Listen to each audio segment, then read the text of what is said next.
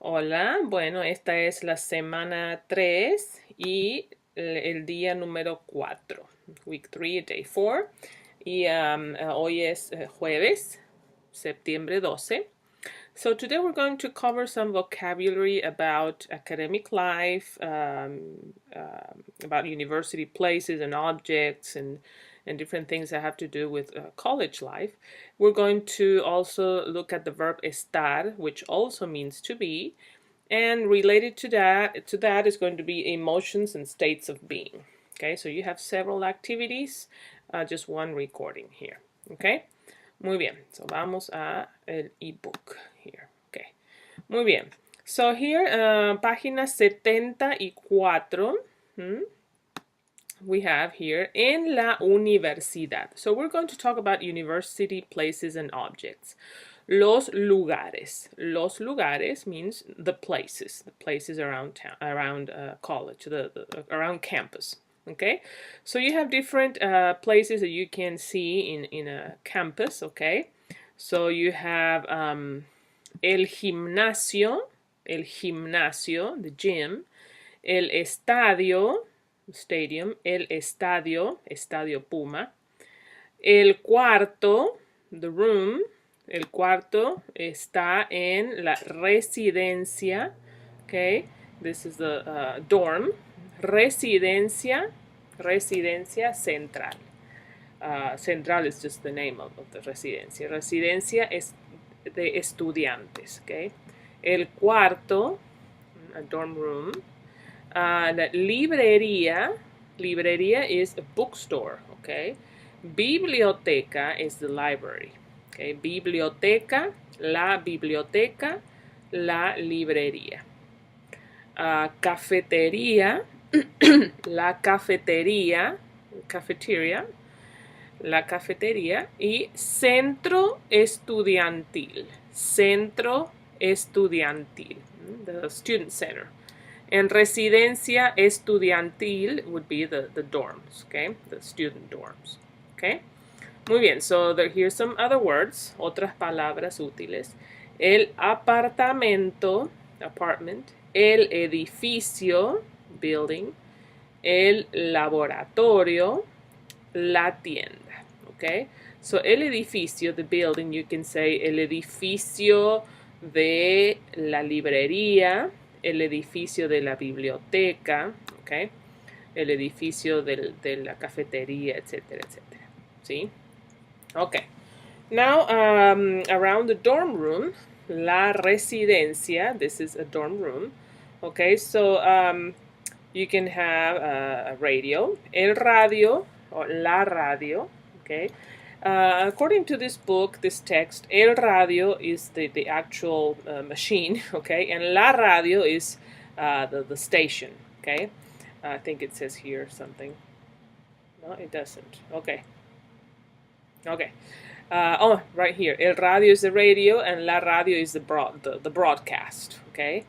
El despertador, the alarm clock. El despertador. La compañera de cuarto. La compañera de cuarto. The roommate.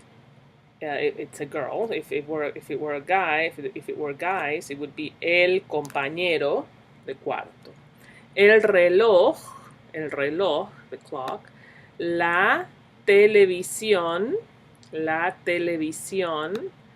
el DVD, la computadora, los discos compactos o los CD, la calculadora, el dinero, okay? And some other words here, el compañero de cuarto, it's a male roommate, el horario, the schedule, el horario de clases, the schedule of classes, el reproductor de CD o DVD, el reproductor, CD or DVD player, okay? So that is vocabulary that you're going to practice with to get the hang of it. Okay, and here we come to the verb to be, the other verb to be that we have in Spanish. We already studied in the first chapter ser. Ser means to be as well. And estar also means to be. These are called twin verbs, okay, because they mean to be, but they're used in different ways. They're not interchangeable. In English, you also have twin verbs like make and do, okay? And in Spanish, both, we don't have those two. We have one, hacer and hacer, okay? So make and do, you have to know when to use one and when to use the other. In Spanish, we only have, for both these, it doesn't matter how you use them, we use just one, hacer. In Spanish, we have ser and estar, and in English, you only have the verb to be, okay? So, the verb estar, el verbo estar, estar is also irregular, okay? Like tener and ser, okay, like the two verbs that you already learned.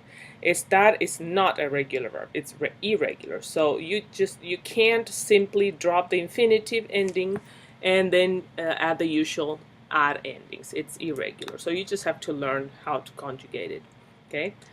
So, this is how you conjugate estar. Yo estoy, tú estás, usted, él, ella está, nosotros, nosotras estamos, vosotros, vosotras estáis, ustedes, ellos, ellas están.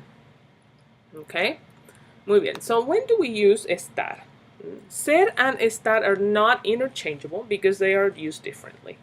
Okay, so two of the most important uses of estar are to describe the location of someone or something. Every single time you talk about location, you're going to use estar, never ser, okay?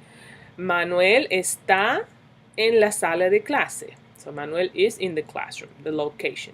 Nuestros padres están en México. Our parents are in Mexico, okay? So every time you talk about the location of something, you're going to use estar, okay? And to describe how someone is feeling or to express a change from the norm, okay? Estoy bien. ¿Y tú? I'm fine. And you? Estamos tristes hoy. We are sad today. So to describe something that that is a change from the norm, something that is not the usual way that things are, okay? Something that can be temporary, all right? If you say I'm sick, you're going to say estoy enferma, yeah, because you're not sick all the time as part of who you are, okay? So something that changes, that can change, or something that expresses a change from the norm. These are the main uses of the verb estar, okay? So here's some activities to practice with the verb estar and the conjugation. When we talk about location, we can use a map to talk about where some countries are, okay? So, for example, Madrid está en España. Buenos Aires está en Argentina, okay, etc. So every single time it's going to be está, the verb estar, all right?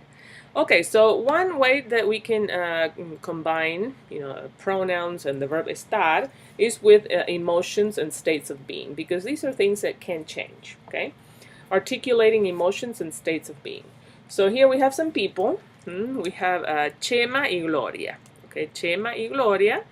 And here we have adjectives, all right? So the ones that have O and A are the ones that change gender. And here we have two that don't, because one ends in an E and the other one ends in a consonant. So they are used for either masculine or feminine. So if we talk about Gloria, we're going to say Gloria está aburrida, bored, okay? Chema está aburrido. Ellos, Chema y Gloria, están aburridos, okay? Roberto y Mayra, they're tired, cansado y cansada. Roberto está cansado, Mayra está cansada. Okay, so Roberto y Mayra, ellos, están cansados. Samuel y Tina, contentos, happy. Feliz also means happy, but feliz is a little more Contento is more like content or glad. Feliz is a little a step up from contento, okay? Contento. Samuel está contento, Tina está contenta. Ellos están contentos. Rui y Carmen, they're sick, okay? Rui está enfermo, Carmen está enferma. Ellos están enfermos. Memo y Eva. Memo está enojado, Eva está enojada, angry. Ellos están enojados. Carlos y Patricia. Carlos está nervioso, nervous. Patricia está nerviosa. Ellos están nerviosos. Preocupados, worried. Okay. Ramón está preocupado. Raquel está preocupada. Ellos están preocupados. Fernando y Silvia están tristes. They're sad. Fernando está triste. Silvia está triste. Ellos están tristes. Carlos y Rebeca. Carlos está feliz. Rebeca está feliz.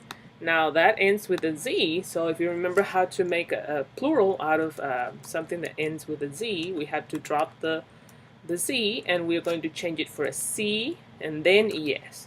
Okay, felices.